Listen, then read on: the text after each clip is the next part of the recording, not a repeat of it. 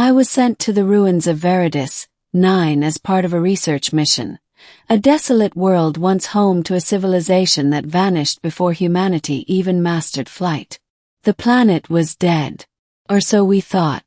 Our scanners had picked up faint bio-readings from beneath the shattered spires of an ancient city.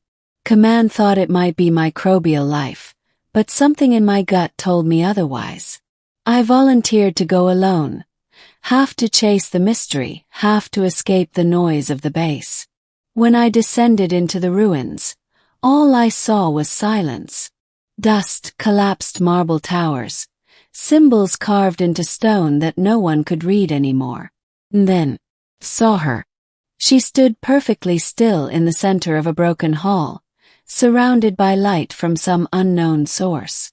Her skin shimmered faintly, not like metal, but like moonlight trapped in a human shape. Her hair floated weightlessly, her eyes reflecting the pale blue glow of the ruins. When she turned toward me, I froze. She wasn't a hologram or a statue, she was alive. And she was crying. The beginning, the awakening. "Human," she whispered, her voice trembling, ancient yet soft. "It's you." I instinctively raised my weapon, though I wasn't sure what I expected. An attack? An illusion? "Who are you?" I asked, scanning her with my wrist pad. The data made no sense. Her vitals were stable, yet her cellular age registered as over 5 million years. She stepped forward, tears falling down her flawless cheeks. "You don't remember me." My throat tightened. "I've never met you." She smiled, a painful, knowing smile. "No, not in this life." Her words hit me like a shockwave. This life. Was she implying reincarnation? Or some kind of temporal paradox? She reached out, and though instinct told me to back away, I didn't. Her hand hovered near my face. Not touching, just trembling inches away. "You wear his face," she whispered. "His voice, his soul. But you are not him." I felt something stir in my chest. A strange ache I couldn't explain. "My name is Ilara," she said finally. "I am the last of the Elindra." I knew that name. The Elindra were a myth, an ancient, galaxy-spanning civilization that supposedly vanished after creating technology powerful enough to rewrite reality. Historians called them gods. Scientists called them legends. And yet one was standing right in front of me, crying. The middle, the memory of eternity. We spent hours together in that ruin, though time felt strange around her, like it bent. She told me stories that made my head spin. Of stars born in her hands. Of worlds she shaped and destroyed. Of love. Of a man who was human. "He came from a young world," Ilara said, her eyes distant. "His species had barely touched the stars. But he saw beauty in everything, even in me when I could no longer see it in myself." Her gaze met mine again, filled with sorrow older than my species. "He was the one who stopped me." "Stopped you?" "Yes. I was going to end it all," she whispered. "The wars, the endless lives. My people had found a way to transcend, to live beyond time, but it was a curse. We forgot what it meant to die, to love, to feel." She pressed a hand to her chest. "He reminded me what it meant to be alive." I realized then why she cried when she saw me. Whoever this human was, I bore his face, his essence. "His name," she said softly, "was Kale." Froze. That was my name. The revelation.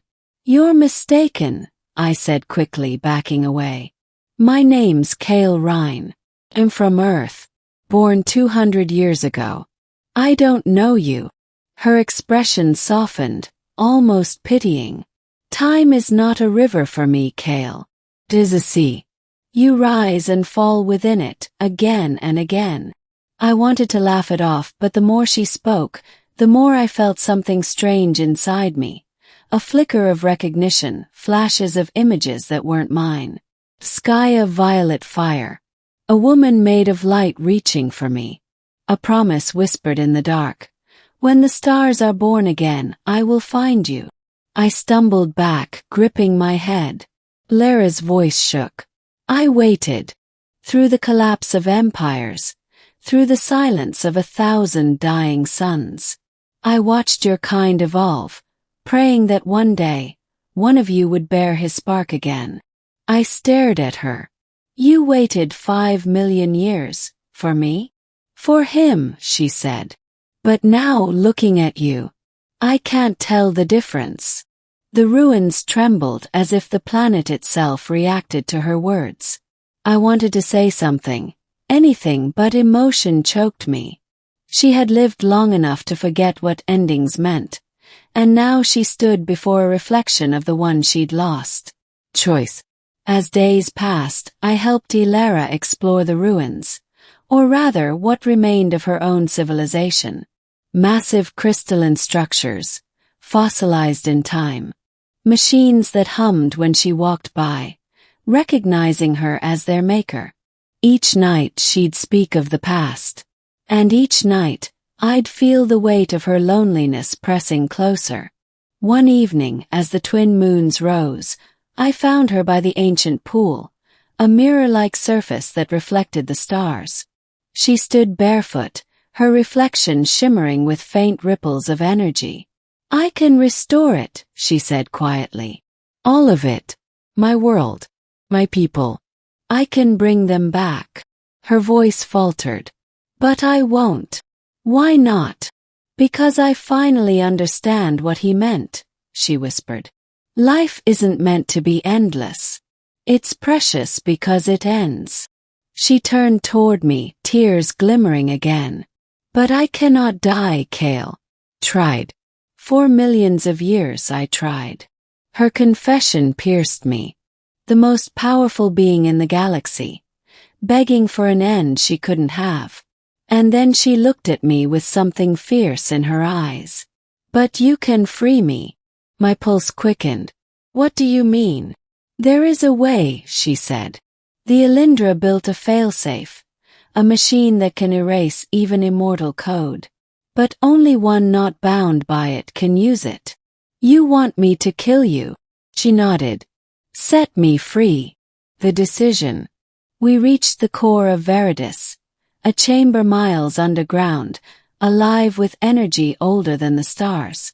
At its center floated a glowing sphere, the eternal heart, the device that had kept her alive. Ilara stepped forward, her glow flickering. I was never meant to live this long, she said softly. But I couldn't let go of him, of you. I clenched my fists. If you truly loved him, me, how can I destroy you? She smiled sadly. Because love is letting go. Tears blurred my vision as I stepped toward the console. The ancient interface lit up at my touch. My hand hovered over the final command. Wait, I said. What happens to you when I do this? I will become what I was meant to be, she said. A memory and a light. I took a deep breath. Will I ever see you again? She stepped close, pressing her forehead against mine. Her voice was a whisper. Every star you see, every sunrise, will be me saying your name. And then I pressed the command. The end, the light beyond. The chamber erupted in white fire.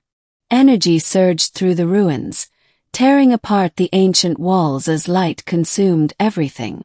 I remember her last words echoing in my mind. Thank you, my love. When I woke, the ruins were gone.